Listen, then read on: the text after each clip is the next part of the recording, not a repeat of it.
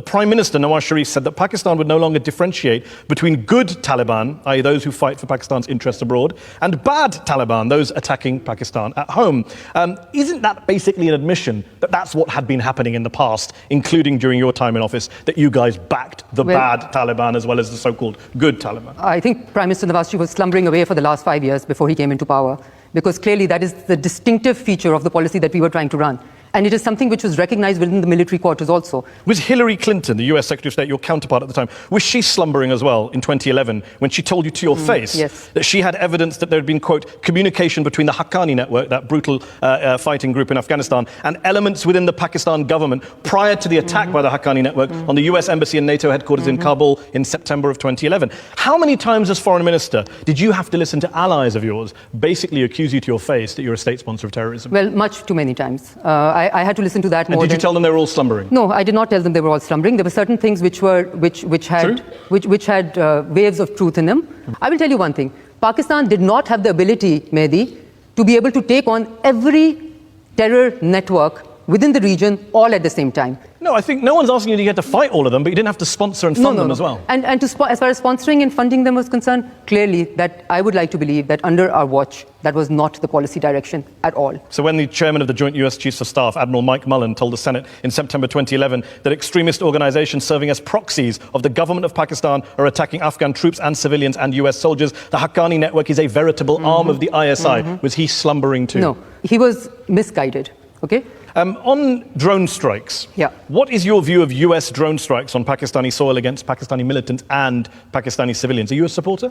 We said that drone strikes are counterproductive. What does counterproductive mean? It means that they are actually fueling extremism and assisting people to attract more people towards extremism.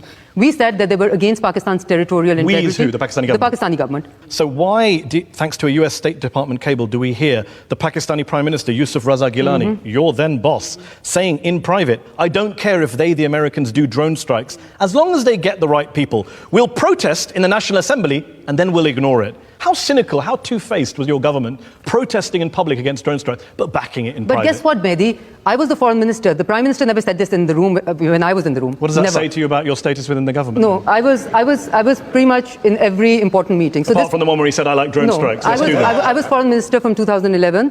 March 2011 till the end of our term. The president told Michael Hayden, CIA director, President Zardari, collateral damage worries you Americans. It does not worry me, in reference to drone strikes.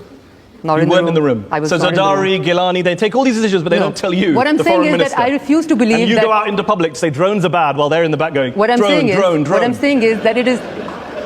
I mean, explain to me how it works. I'll have to tap you. Explain to me how it works. Explain the situation. Okay. You were the de facto foreign minister during the US raid on Osama bin Laden's compound in Abbottabad in May 2011, in which he was killed. When you got the news that bin Laden was killed, were you surprised, shocked even, that he had been found in Pakistan? Or was your reaction more like, uh-oh, they found him in the place we kind of knew he was, but we didn't want anyone to know?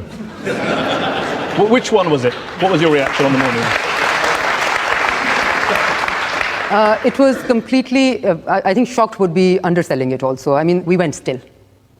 We didn't know what happened. And we went still. We didn't know how to react also. Your own former cabinet colleague, ex-defense minister Chaudhry Ahmad Mukhtar, said in October that President Zardari and the head of the Pakistani army then, General Kayani, both knew that bin Laden was in Pakistan. Did you know, or were you not in the room? No, he was not in the room. He was not in the room. The defense minister wasn't in the room. The defense minister, the fact is the defense minister was not in the room and I was in the room. That's a fact. That is my next guest on this show. Please go get it. Go get it. And I'm going to open with that intro. Just deal with the bin Laden point. That's a fact.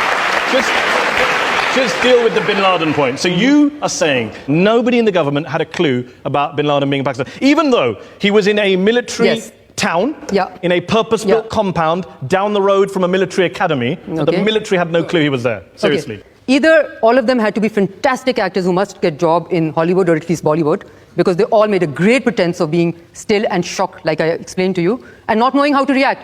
If we knew how to react, would we give a silly statement like we did? Because we didn't know how to react. We gave a silly statement out, which we had to almost retract the next day. So when US Defense Secretary Leon Panetta told Congress at the time in May 2011 that Pakistan was either involved or incompetent in terms of bin Laden's whereabouts, I'm guessing you're going to go with incompetent. Guilty for being incompetent. Okay.